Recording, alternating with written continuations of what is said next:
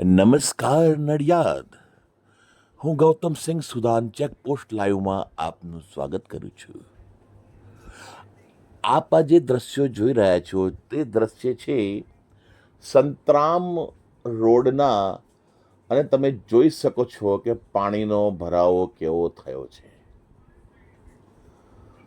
પાછલા 30 વર્ષોથી નેતાઓ મોટી મોટી ગુલબાંગો કરે છે, મોટી મોટી વાતો કરે છે કે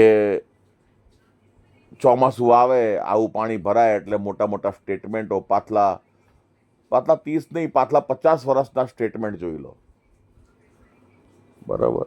અને એ સ્ટેટમેન્ટ મુજબ કોઈ પણ પક્ષની સરકાર હોય કે હજી નડિયાદનું ભલું થયું નથી આ બાબતમાં, આ વરસાદી પાણી બાબતમાં. આટલી બધી ટેકનોલોજીઓ તમે જુઓ. અંગ્રેજોએ Nadiad railway station, Anand railway station, Vadodara railway station અને કાળુપુર રેલવે સ્ટેશન તમે જુઓ કેવું બનાવ્યું છે. વડોદરા રેલવે સ્ટેશન તમે જુઓ કે આખું વડોદરા ડૂબી જાય પણ રેલવે સ્ટેશન પર પાણી ના આવે. તમે વડોદરા રેલવે સ્ટેશનની બહાર આવશો ને એટલે આખો ઢાળ છે. જુઓ, ઊંચાઈમાં બનાવ્યું છે એમણે, ઊંચું. એટલે કહેવાનો મતલબ એવો છે, એન્જિનિયરિંગનો એવો કોઈ માર્ગ નથી કે વરસાદી પાણીનો નિકાલ ના થાય. હવે તો નગરપાલિકા કિશોરાવસ્થામાંથી હવે પુખ્ત બની ગયું, મહાનગરપાલિકા બની ગયું, બરોબર. પહેલા કિશોરાવસ્થામાં હતું, બરોબર છે, નગરપાલિકા. હવે પુખ્ત બની ગયું, મહાનગરપાલિકામાં થઈ ગયું.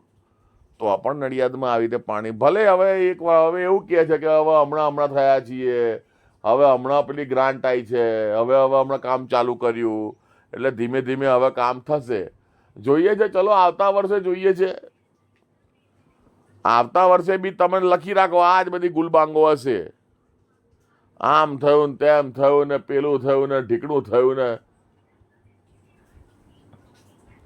એટલે આવી બધી વાતો કરે, કશું થાય નહીં. અને મારી મહાનગરપાલિકાના કમિશનરશ્રીને નમ્ર વિનંતી છે કે આપ જે 850 કરોડ રૂપિયાની જે ગ્રાન્ટ આવી નડિયાદના વિકાસ માટે પાછલા 1 વર્ષમાં, આ મહાનગરપાલિકાના વિકાસ માટે, તો એનું દર મહિને જે પણ જગ્યાએ જેટલી પણ ગ્રાન્ટ વપરાઈ હોય, જે તે કામમાં વપરાઈ હોય તેનું સંપૂર્ણ ડિટેલ, કયો માલ કઈ ટાઈમે ક્યાંથી આવ્યો, કયા ગાડી નંબરમાં આવ્યો, કેટલી વસ્તુ વપરાઈ, કેટલા માણસો લાગ્યા, એમની કેટલી મજૂરી આપી, કઈ બ્રાન્ડનો માલ આવ્યો, શો ભાવમાં આવ્યો, આ બધું ડિટેલ દર મહિને આપ શ્રી જો સોશિયલ મીડિયામાં મૂકો તો જનતાના મગજમાં જે શંકા ના થાય કે આ ગ્રાન્ટ ક્યાં વપરાય છે ને શું થાય છે. નહીં તો અમારા મગજમાં કાયમ શંકા રહેવાની જ છે કે ગ્રાન્ટ ખોટી જગ્યાએ વપરાય છે, ખવાઈ ગઈ, ચવાઈ ગઈ. કારણ કે પાછલા ઘણા વર્ષોમાં એવું નડિયાદમાં બનેલું છે કે મોટી મોટી વાતો કરીને પેલું ઘરમાં પાઇપલાઇન આપવાના હતા પાણીની, ને ઈધર ને કીધર ને બધું પાઇપલાઇન કંઈ જતી રહી ને બધી ક્યાં ઉડી ગયું કોઈ ખબર નથી કોઈને. એટલે હવે શું છે કે હવે અમને વિશ્વાસ નથી. એટલે તમે દર મહિને બેલેન્સ શીટ, એમાં કંઈ ખોટું પણ નથી. જનતાના ટેક્સના પૈસાથી આપ શ્રી જે સરકારી કર્મચારીઓ છે તેમનો પગાર થાય છે, અને આપ રાજ્ય સેવક છો, આપ નોકર છો, જનતાના સર્વન્ટ છો. તો પછી જનતા જનાર્દન જે છે તે માલિક છે.